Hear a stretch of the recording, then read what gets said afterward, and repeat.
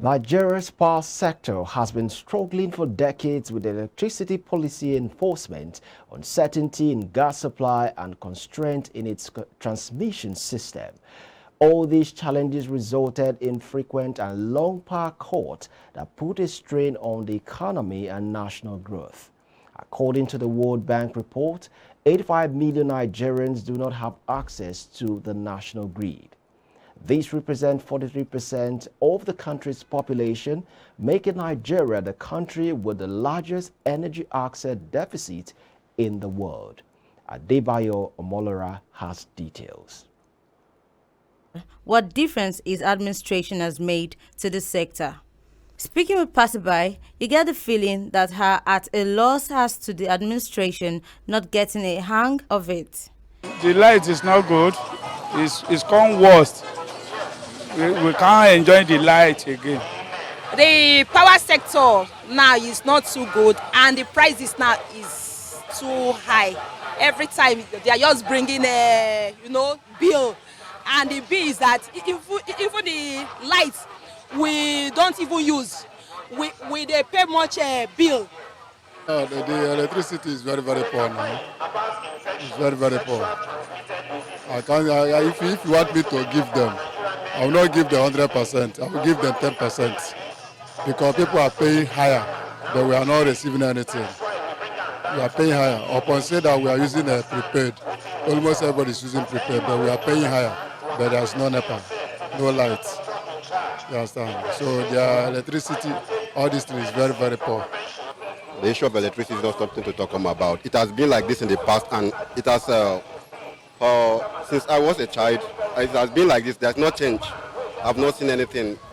The Nigerian government between 1999 and 2010 reportedly spent over 4.7 trillion naira on power, but the country remained in darkness. 8 years later, President Muhammadu Buhari's administration invested another 1.164 trillion naira into the sinkhole through capital releases. Yet homes and factories in Nigeria are yet to be provided with constant electricity supply. The promises are always like that. They keep promising, and I think there's no significant change, and I'm not expecting anything new. But the fact that they share if they bought it, I don't know, the prepaid stuff, still yeah, the tariff is too much. If you load 10,000, 5,000, before you know, everything will just go off. So I pray that the incoming president, that's Tinubu, will do better. Electricity stakeholders have said the lack of sanctity of the contract and sincerity on the part of the federal government were the critical factors that frustrated the projected objectives of the power sector years after privatization. They noted that the federal government conducted roadshows across the world for investors only to backpedal on the key pillars that would have led to the growth of the sector.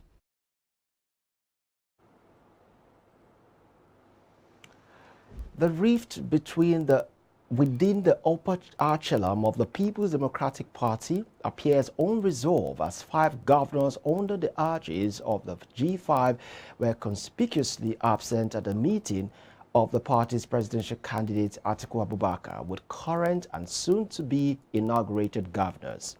Atiku on Thursday tweeted that he joined all the party's leaders at the welcome reception for newly elected and returning governors, as well as sent forth for outgoing governors of the party. However, those absent included Governor Nyesom Wike, which is Rivers, Seyi Makinde, Oyo State, and Samuel Otom of Benue State, Okeze Ikpeazu Abia, and Ifeanyi Ugwuanyi of Enugu, the G5 members. The falling out between Atiku and the G5 began after the May 2022 presidential primary of the party, which saw Atiku emerge as the nominee, widely considered a contravention of the party's constitution and zoning principle. With President Muhammadu Buhari, a Northern and All Progressive Congress member, on the verge of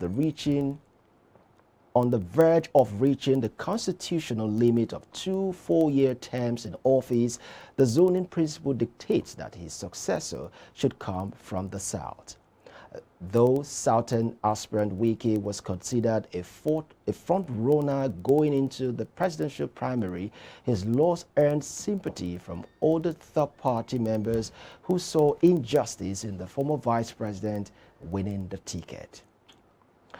President Muhammadu Buhari has congratulated the Osun State Governor Ademola Adeleke as he celebrates his 63rd birthday May 13, 2023, urging him to seek God to deliver on his mandate. The president's congratulatory message was issued by the spokesman, Mr. Femi Adesina, on Friday in Abuja. Buhari affirmed that Adeleke had solidified his base and gradually built a formidable network of friends and political allies that helped his many victories, including leading one of the 36 states in the country. The president believed that Adeleke's easygoing outlook on life had turned into an asset with a huge following that cuts across all ages. He urged the governor, whose victory was recently validated by the Supreme Court, to place the interests of the state and the welfare of the people above all else and seek God's guidance to deliver on his mandate. Buhari prayed that God would grant Adeleke, a one-time senator who represented Osun West in the upper chamber of the National Assembly, the strength, wisdom, and courage to serve his people and the nation.